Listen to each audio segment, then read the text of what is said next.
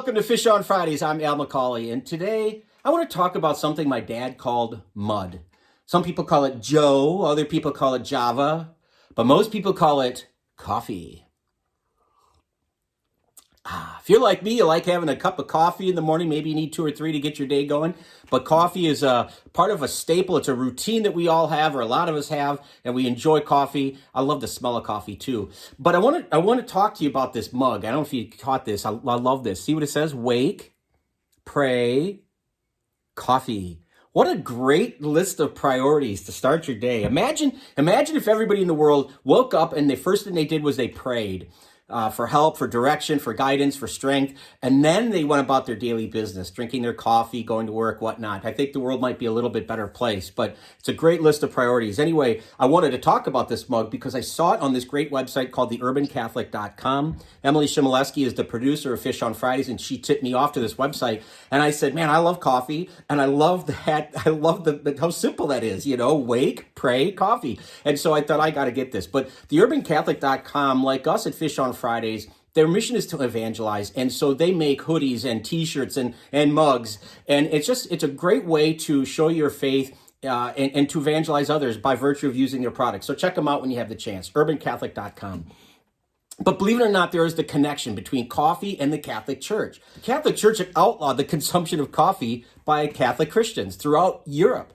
And there's 2 real reasons for that. First of all, coffee was introduced into Europe in the 15th, 16th century by the Ottoman Empire. Now, the Ottoman Empire is Muslims. They're Turks. And we're talking east and a little bit south of what would be Western Europe. And so because it was drunk by the infidels, it was called the devil's drink. It was something that, Christians shouldn't partake of it. If they like it, we shouldn't, because they're not like us. The second reason it was outlawed is because coffee made people agitated and anxious and hyper because it's a stimulant. And so it was probably looked at like a drug, like we would look at a drug today. And so the Catholic Church outlawed coffee. The problem is, you have increasing trade between the Ottomans and Christians in Europe, and coffee is still smuggled in. It's still being consumed. And it got to the point where the Pope at the end of the 16th century, a guy named Clement VIII, he was elected in 1592. Clement VIII said, I'm going to taste this coffee for myself, and I want to see what the hubbub's all about. And so the story is that he drank the coffee, and he loved it. And he said, this devil's drink is so delicious, it would be an absolute shame if we just had the infidels to drink it. And they were the only ones cursed to drink it. And so the story is that he baptized a vat of coffee, as if to say symbolically, by virtue of the baptism of this coffee, all coffee is acceptable now, and Christians throughout Europe and throughout the world can drink coffee. And so now the Catholic Church is fine with coffee because of Pope Clement VIII. Somebody most people have never heard of, but we can thank him if you like your daily Java. You can thank Pope Clement VIII, I suppose. Another interesting connection between coffee and the Catholic Church kind of materialized in Vienna, Austria, right around the 18th century. Now, let's backtrack a little bit. There was an offshoot of the Franciscan religious order called the Capuchins. They're called Capuchins because they had a hood or a cap, a cowl that they put over their heads when they would pray or walk around, in the city or wherever they were.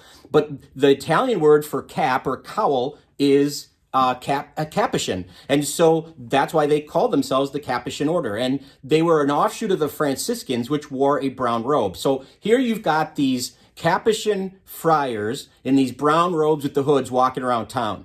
Now, fast forward, that's in the 16th century, I should say. Fast forward to 18th century Vienna.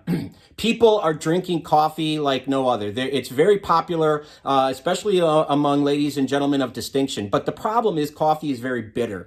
And so somebody gets the idea that we should add some warm goat's milk to it and maybe even a little bit of sugar. The problem is the resulting beverage is now something totally different. It's a new drink altogether. It's not black like the typical coffee. It's now a lighter shade. It's brown. And so people started to realize that the new beverage, the color, where I'm going with this, the color of the new beverage was brown, much like the Capuchins' robes. And so they called this new beverage cappuccino. So here you go. If you're not going to pray to Clement VIII and thank him for his blessing of coffee, back in the 16th century, then maybe you thank St. Francis and his disciples centuries later, the Capuchins, because they gave us cappuccino. Maybe he should be the patron saint of coffee drinkers and baristas and whatnot. But anyway, just another way our Catholic faith, our Catholic heritage is just really richly intertwined with so many things that we just take for granted. Just like our daily coffee. Who would have thought? But just something else to be very proud of with our Catholic faith. Appreciate you watching. If you want to share this content with somebody you know or love, maybe you want to share it with a coffee lover. Maybe you want to have a cup of coffee with them while you watch it.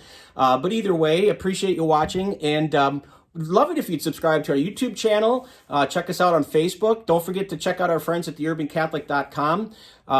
But as always, I'm really grateful that you tune in every Friday for Fish on Fridays. Hope you'll continue to do that. Until next time, be good to each other, and God bless.